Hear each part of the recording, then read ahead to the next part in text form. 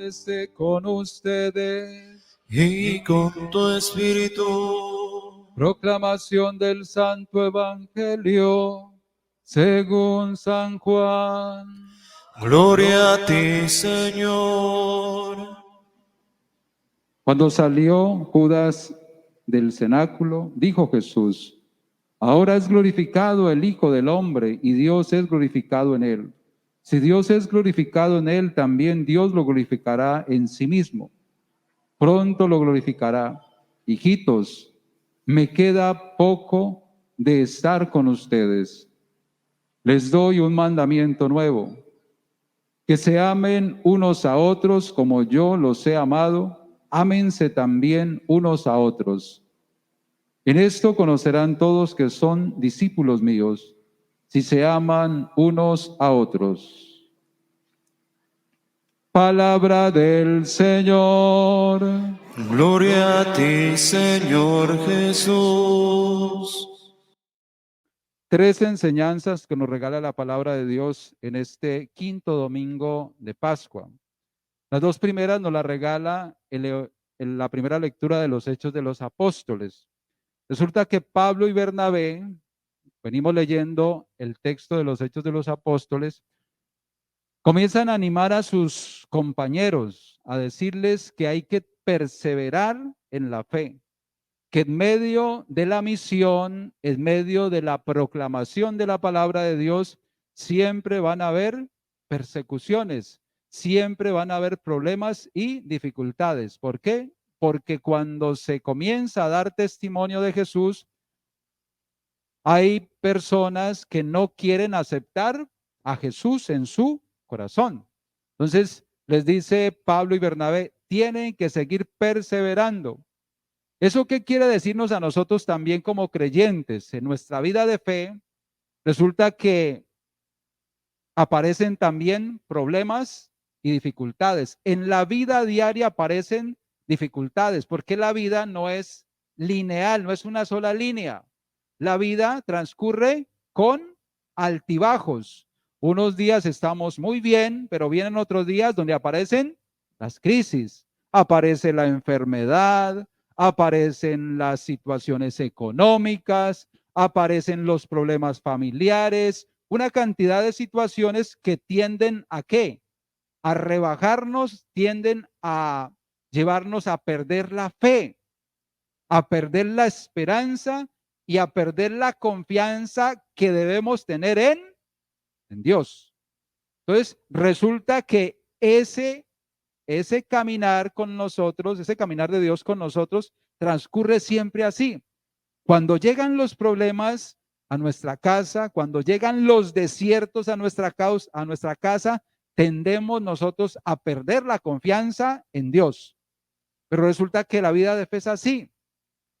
Cuando llegan los desiertos en nuestra vida, los desiertos nos confrontan. Los desiertos nos hacen evaluarnos, nos hacen evaluar la relación que yo tengo con mis hermanos y la relación que yo tengo con Dios. Para eso son los desiertos. ¿Por qué? Porque Dios nos prueba en los desiertos. Dios nos prueba la fe que tengamos nosotros.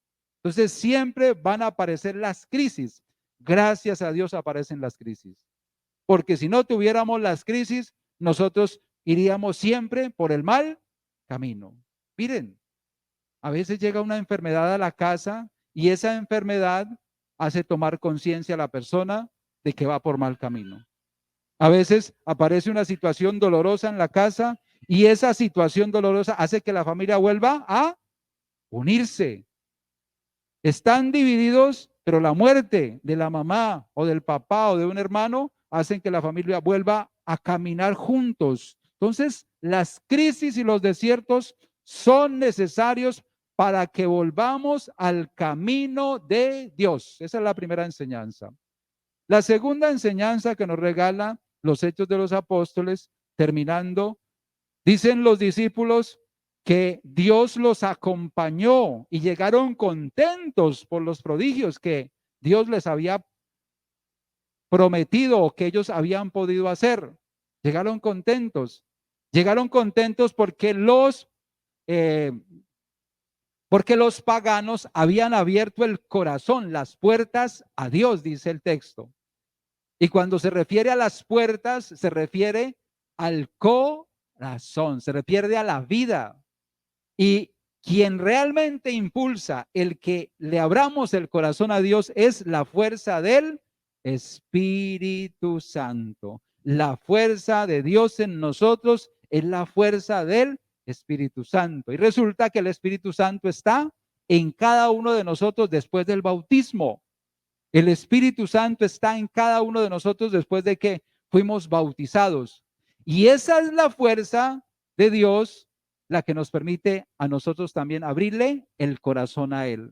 ¿Para qué? Para comenzar a caminar con Él y para comenzar a transformar nuestra vida. Dos cosas, queridos hermanos, dos cosas. No es solamente creerle a Jesús, no es solamente aceptar a Jesús en el corazón, es también seguirle, es responderle con una vida coherente, es responderle como le respondieron los apóstoles, porque es que muchas veces nosotros decimos, sí, yo creo en Dios, yo creo en Jesús, pero no lo seguimos.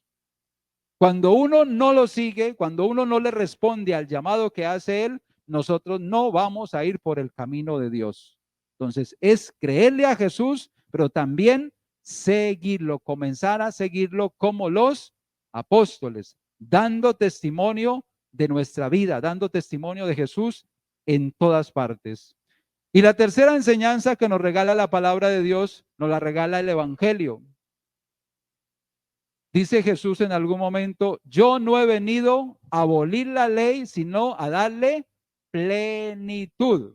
Y cuando Jesús dice en su palabra que va a darle plenitud a la ley y a los profetas, se refiere que Jesús vino es a enseñarnos a amar, amarnos entre nosotros. Les doy un mandamiento nuevo, ámense los unos a los otros como yo os he amado. ¿Y cómo nos ha amado Dios? Hasta la entrega total. En la cruz vemos el signo más grande del amor de Dios por cada uno de nosotros. Amó tanto al mundo que entregó a su propio Hijo por nuestra salvación. Jesús se entrega por nosotros. Ese es el signo más grande del amor de Dios por nosotros. Entonces nos está diciendo el Señor que debemos ¿qué? Amarnos. Y Dios nos dice que nos amemos y nosotros mantenemos odiándonos. Y dice Dios que tenemos que amarnos y mantenemos divididos. Y dice Dios que tenemos que amarnos y mantenemos peleando en la casa. Vea, hijos, nosotros, como les decía ahora en la mañana, nosotros pareciera que queremos ser buenos cristianos fuera de la casa, porque somos otros.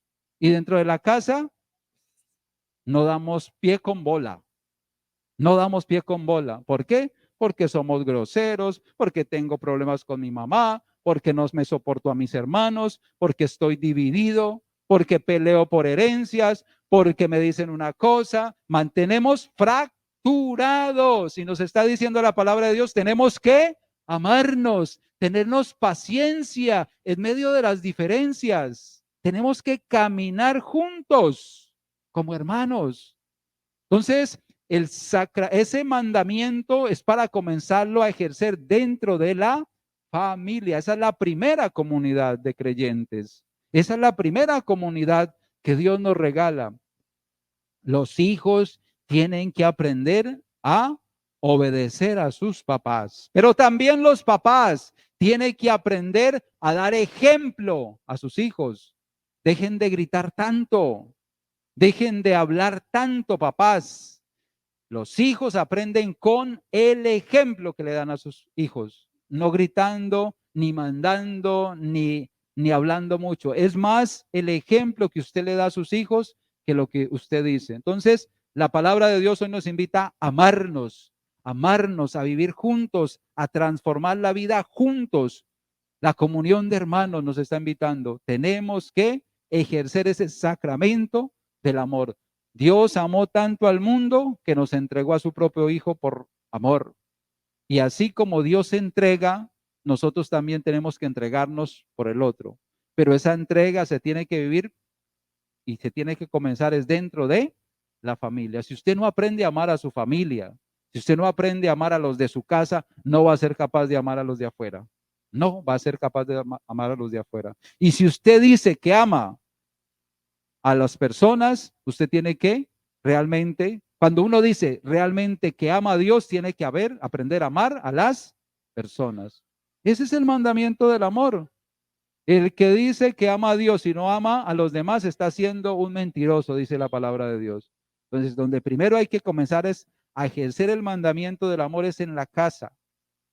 Termino con esto. Miren, nosotros a veces dentro de la casa no pensamos antes de hablar.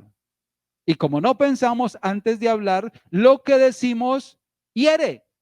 Lo que decimos hiere y hiere a las personas que amamos. A las personas que más amamos son las que más herimos. Entonces siempre hay que pensar antes de hablar, hay que aprender a escuchar, hay que aprender a dialogar entre nosotros como familia, porque allí es donde tiene que ejercerse el mandamiento del amor. Ahí es donde comenzamos nosotros a realizar ese mandamiento que nos está pidiendo hoy la palabra de Dios. Y dámosle hoy en esta Eucaristía la fuerza del Espíritu Santo que nos regale esa capacidad y que nos dé la sabiduría para nosotros poner en práctica el mandamiento del amor. Amén.